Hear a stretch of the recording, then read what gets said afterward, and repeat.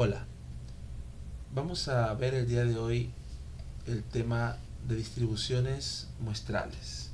Este es un complemento para la clase de estadística para ingeniería y en la clase con el profesor van a ver un poquito más. Entonces vamos a comenzar con la definición de estadísticos. En estas semanas hemos visto en clases lo que tiene que ver con variables aleatorias, vimos las discretas, vimos las continuas y más recientemente vimos distribuciones conjuntas, discretas y continuas.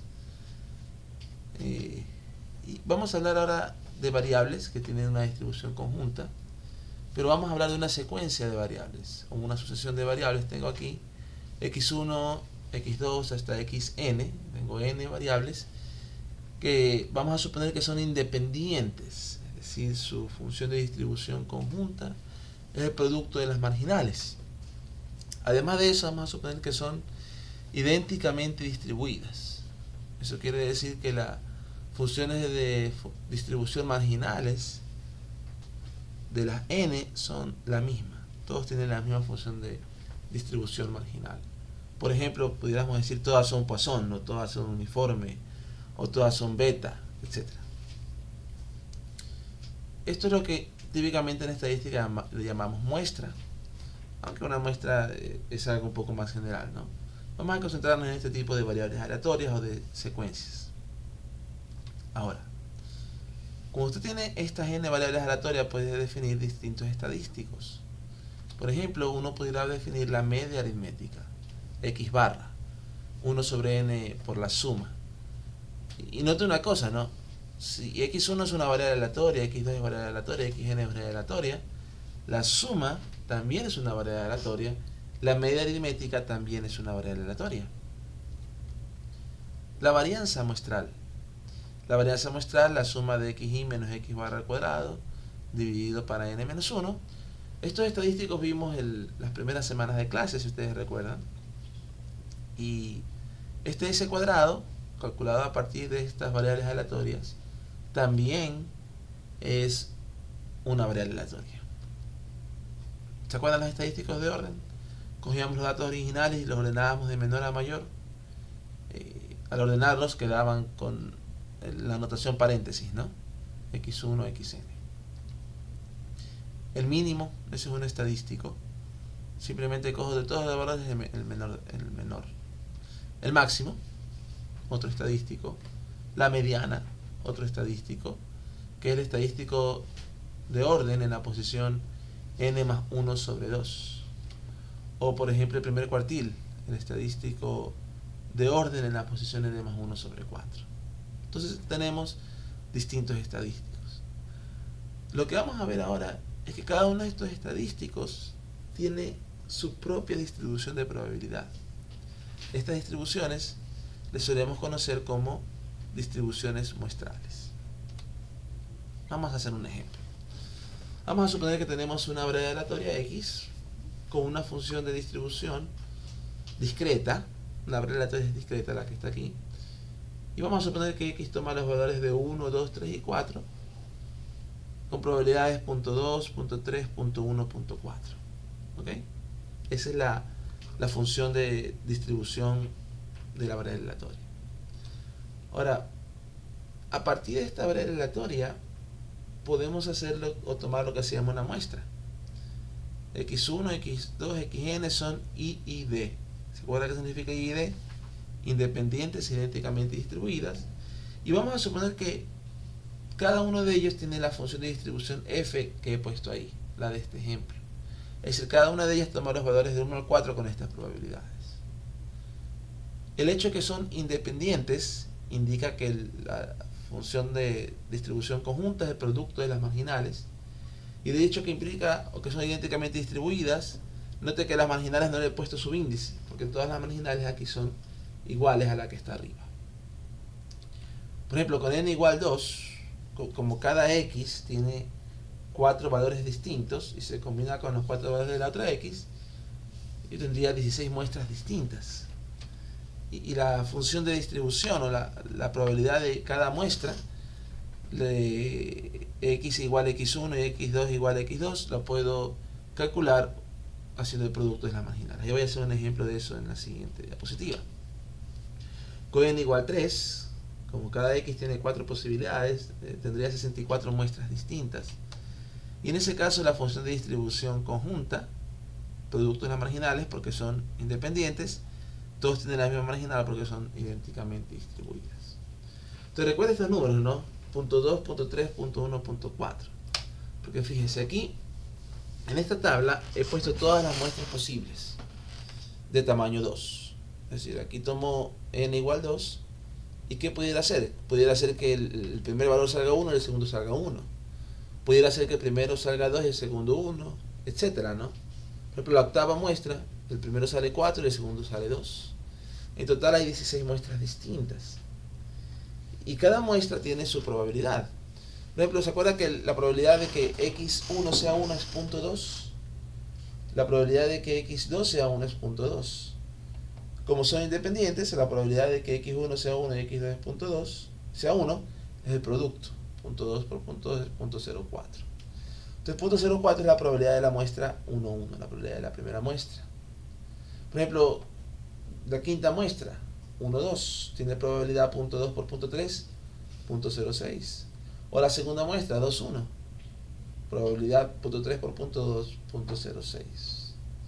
La muestra, la décimo primera, probabilidad de 3 es 0.1, la probabilidad de 3.1, entonces el producto, como son independientes, la probabilidad de esta muestra es el producto de las marginales, que da 0.01. Si usted suma estas probabilidades que están aquí en esta columna de la conjunta, estas probabilidades dan a 1. Ahora note, de antemano yo no sé qué muestra obtendré.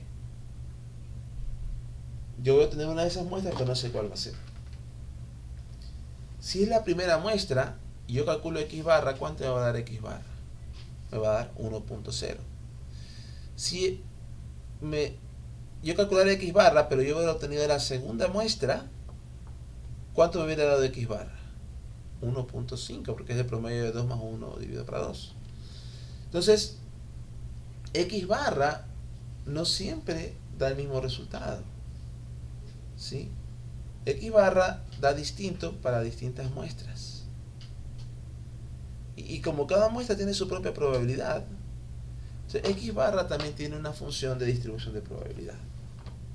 Por ejemplo, el 1 aparece aquí una sola vez, y la probabilidad de que x barra sea 1 es la probabilidad de que obtenga la muestra 1, 1, que sería 0.04. El 1.5 aparece dos veces.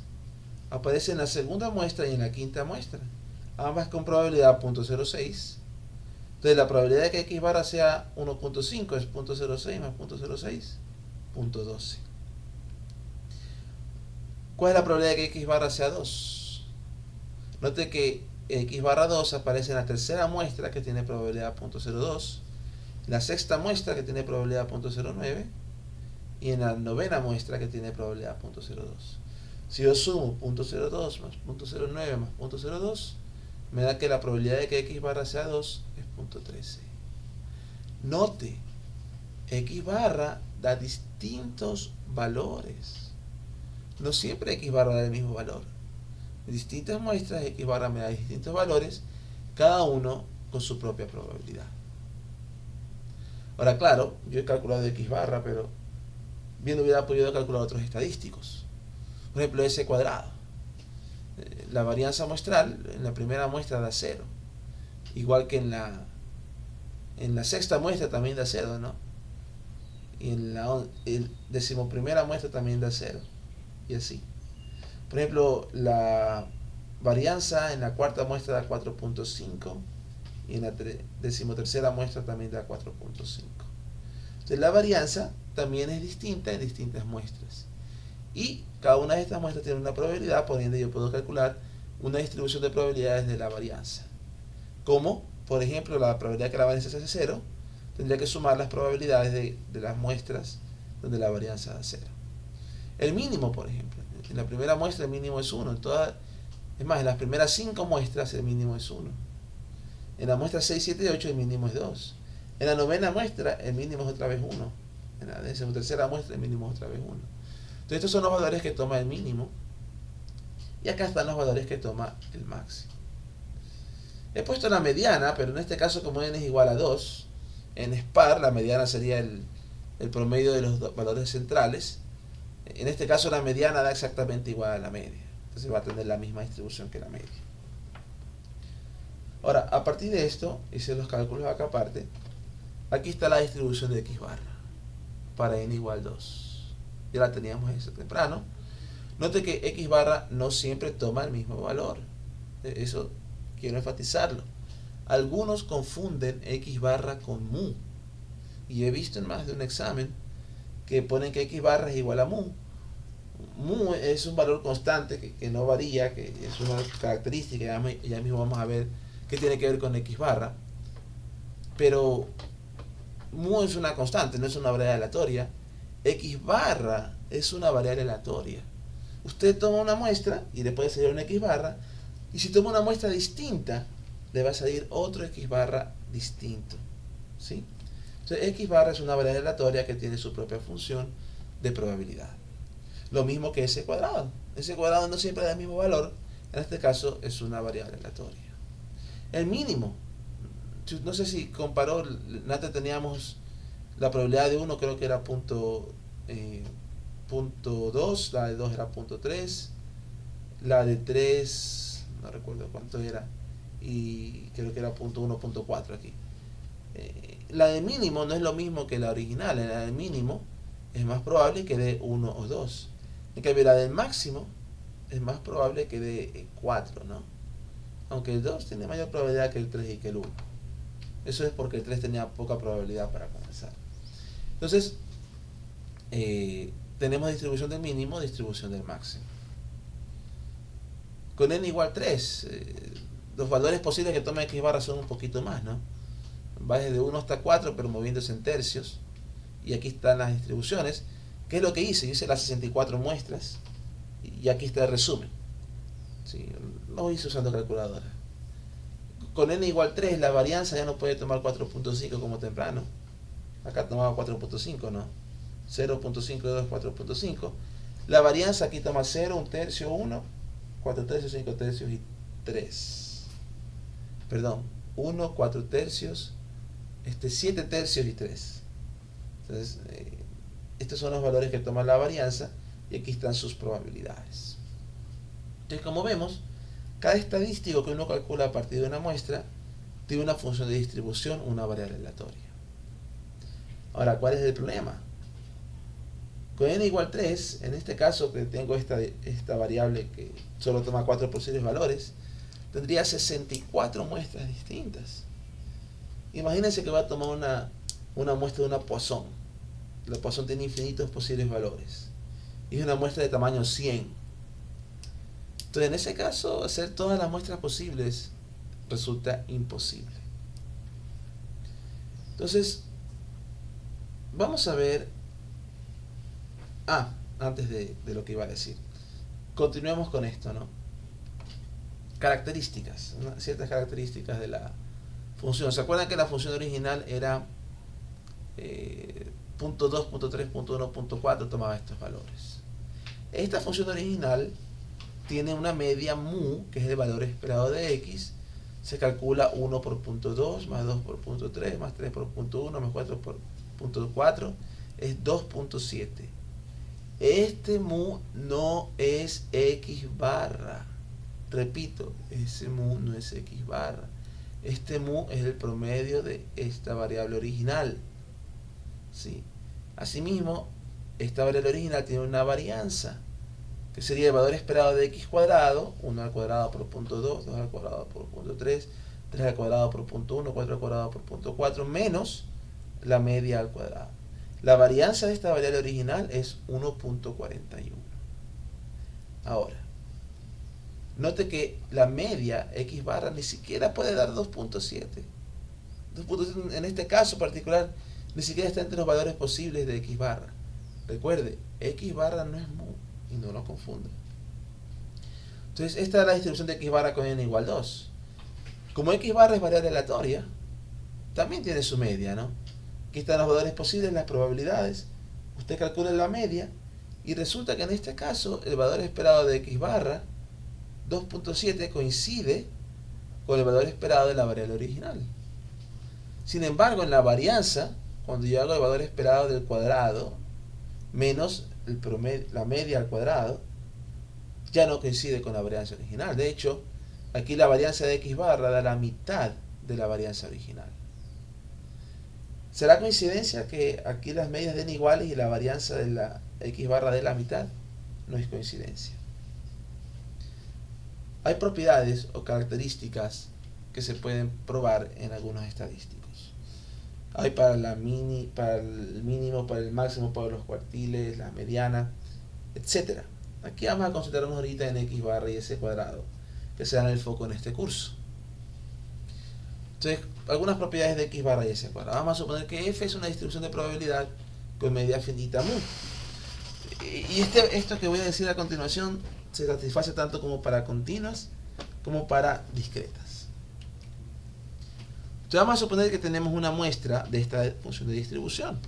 x1, x2, xn son variables aleatorias independientes e idénticamente distribuidas, con esta distribución f cada una. Y vamos a definir x barra como la suma sobre n y s cuadrado como sumatoria de xy menos x barra cuadrado sobre n menos 1. ¿Qué características tienen en general? No importa de qué distribución vengan, siempre y cuando todos tengan la misma distribución. Es que el valor esperado de x barra siempre va a coincidir con la media de la población original. Es decir, lo anterior no fue coincidencia. En cambio, la varianza de x barra se pudiera calcular si f tiene varianza finita. La varianza de x barra se puede probar que siempre es sigma cuadrado sobre n. Por eso con n igual 2, la varianza de x barra salió la mitad de la original. Y con n igual 3, la varianza de x barra va a salir una tercera parte de la original. Entonces, x barra es una variable aleatoria que tiene su propia media y su propia varianza. La media coincide con la media de la distribución original. Sin embargo, la varianza no coincide con la original, sino que es más bien la original dividida para n. Otro resultado tiene que ver con el s cuadrado, ¿no? S cuadrado tiene esta sumatoria de xy menos x barra al cuadrado. El valor esperado de esa sumatoria es n menos 1 sigma cuadrado. Por esa razón es que uno divide para n menos 1 cuando calcula la varianza. Al dividir aquí para n menos 1 esta sumatoria, el valor esperado de la varianza muestral de s cuadrado queda en efecto sigma cuadrado. Si yo divido para n en vez de n menos 1, el valor esperado, el valor promedio de la varianza no queda sigma cuadrado, queda otra cosa. Por eso dividimos para n menos 1, ¿sí? Vamos a ver unos ejemplos. Vamos a suponer que x1 hasta x15 son I y D, independientes e idénticamente distribuidas, todos con distribución binomial. Binomial con n igual 4 y p igual 0.7. Es decir, el tamaño de muestra en este caso es 15. Entonces, la media de la binomial tiene media n por p. En este caso 4 por 0.7 daría 2.8. La varianza de la binomial es np por 1 menos p. En este caso da 0.84. Entonces, ¿cuál es el valor esperado de x barra? El valor esperado de x barra es igual a la media de la distribución original, en este caso 2.8. ¿Cuál es el valor esperado o la varianza de x barra? Perdón. La varianza de x barra será igual a la varianza de la variable original 0.84 dividido para el tamaño de muestra 15. Entonces en este caso la varianza de x barra es 0.05, ¿no? ¿Cuál es el valor esperado de s cuadrado? En este caso particular, el valor esperado de la varianza muestral siempre es la varianza original, ¿sí? Siempre es la varianza original. Muy bien. Otro ejemplo. Vamos a suponer esta vez que tenemos una muestra de tamaño 8 y que son I y D y las variables son gamma con parámetro alfa igual a 2 y parámetro beta igual a 10. Entonces, en este caso, la media original, la media de la gama es alfa por beta, sería 2 por 10, 20. Y la varianza es alfa beta cuadrado, sería alfa por 2 por 10 al cuadrado, sería 200. ¿Cuál es el valor esperado de x barra? De x1 hasta, la suma de x1 hasta x8 dividido para 8 es 20. Es la media del original. ¿Cuál es la varianza de x barra? Es 200, varianza original, dividida para el tamaño de muestra, 200 dividido para 8, 25. ¿Cuál es el valor esperado de ese cuadrado en esta muestra? Es 200, que es la varianza original. ¿Sí? Entonces, estas propiedades que hemos visto nos permiten ver ciertas propiedades, en este caso valor esperado y varianza de x barra y valor esperado de ese cuadrado, para cualquier distribución. Hallar la distribución exacta pudiera en algunos casos hacer, como en los ejemplos que vimos anteriormente, hacer todas las muestras posibles. Sin embargo, usando matemáticas hemos podido hallar la distribución exacta en ciertos casos particulares, sin necesidad de hacer todas las muestras posibles. He aquí un ejemplo de eso. La distribución de x barra, cuando la muestra x1 hasta xn son exponenciales, independientes, idénticamente distribuidas exponenciales con parámetro beta, x barra sigue una distribución gamma. Interesante, ¿no? Una distribución gamma con parámetro n y beta sobre n. Esa es la distribución de x barra cuando los datos originales son exponenciales. Hacemos un ejemplo. Vamos a suponer que la distribución original la distribución original es exponencial con parámetro 2. Aquí está dibujada la densidad exponencial, ¿no? Con parámetro 2. Aquí está la media del exponencial, es 2. Este es el valor esperado de la original. Ahora, si usted se fija, cuando n es igual a 2, x barra sigue una distribución gamma con parámetro 2 y 2 sobre 2. Aquí he dibujado la densidad de la distribución gamma, la cual también tiene media 2. ¿Sí? También tiene media 2. Con n igual a 3, aquí tenemos la distribución de x barra cuando n es igual a 3. Sería una gamma con parámetros 3 y 2 tercios. Para n igual a 20, x barra queda una gamma con parámetros 20 y 2 veinteavos. Note que va tomando una forma un poco más acampanada. Esa forma acampanada no es coincidencia. En clase van a aprender un teorema que se llama el teorema del límite central, que describe esta forma acampanada cuando el tamaño de muestra se va haciendo grande. Entonces está este ejemplo. Veamos otro ejemplo. Vamos a suponer que tenemos una muestra de Poisson, ¿sí? Y de Poisson con parámetro lambda. En ese caso, la distribución exacta de x barra no será una distribución conocida, pero n por x barra seguiría una distribución Poisson con parámetro n por lambda. Entonces, por ejemplo, vamos a suponer que la original es una Poisson con parámetro 2. X es Poisson con parámetro 2. Entonces, con n igual 2, ¿sí? 2x barra sería una Poisson con parámetro 4. Entonces, ¿cuál es la probabilidad de que x barra valga 0? Es la probabilidad de que la Poisson con parámetro 4 valga 0. ¿Cuál es la probabilidad de que x barra sea igual a 0.5? 2 por 0.5 es 1. Entonces sería la probabilidad de que la Poisson con lambda igual a 4 sea igual a 1, que es esta. ¿Cuál es la probabilidad de x barra igual 1? Sería la probabilidad de que la Poisson de 2, la Poisson con lambda igual a 4 sea igual a 2. ¿Cuál es la probabilidad de x barra igual a 1.5? Sería la probabilidad de que la Poisson con lambda igual a 4 de 3, etcétera, etcétera, etcétera. Esta es la distribución de x barra, perdón, de x barra he puesto aquí, ¿no? Cuando n es igual a 2. Nx barra es Poisson. La Poisson no toma valores, solo toma enteros, ¿no? 0, 1, 2, 3. Aquí he puesto la distribución de x barra, 0.5, 1, 1.5, etcétera. Con n igual a 3, 3x barra es Poisson con parámetro 6. Y aquí están los posibles valores que toma x barra y sus respectivas probabilidades. Con n igual a 20, tenemos otra vez la forma acampanada, lo cual se hablará en clases directamente, ¿sí? N igual 20 toma todos estos posibles valores de x barra y aquí están las probabilidades de cada uno. Otro ejemplo, distribución de x barra cuando los datos son normales, media mu, varianza sigma cuadrado y d. Aquí, en este caso, x barra también sigue una distribución normal con la misma media original y con varianza sigma cuadrado sobre n. Y entonces, en el ejemplo que vamos a hacer, vamos a suponer que la distribución original es normal 2, 1. En ese caso, si yo tengo n igual 2, x barra sería normal con parámetro 2 y un medio, mu sigma cuadrado sobre n. Note que se hace un poquito más cerradita, ¿no?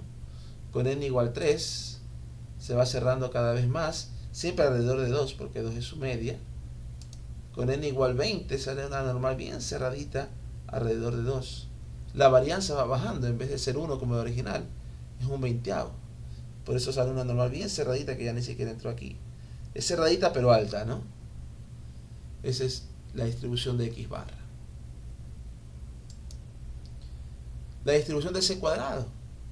No la hemos hecho para la Poisson ni para la gamma, pero en el caso que los datos sean normales, se puede probar que la distribución de c cuadrado es una gamma también, con parámetro n-1 sobre 2 como alfa, y como beta tiene 2 sobre n-1 sigma cuadrado. Entonces aquí te he puesto otro ejemplo, ¿no? Vamos a suponer que tenemos una normal 2, 4. Entonces con n igual 2, ese cuadrado sería gamma 0.58. Es decir, 2 menos 1, 1 sobre 2.5. Y la varianza es 4, ¿no? Entonces 2 sobre 1 por 4, 8. Si n es igual a 5, la varianza de las normales quedaría gamma con parámetros 2 y 4. Si 5 menos 1, 4 dividido para 2, 2, aquí queda 2. Y 2 sobre 2 menos 1, 4. Queda un medio por la varianza que es 4. A ver, perdón. Aquí un error. ¿Cuánto es la varianza original? 4.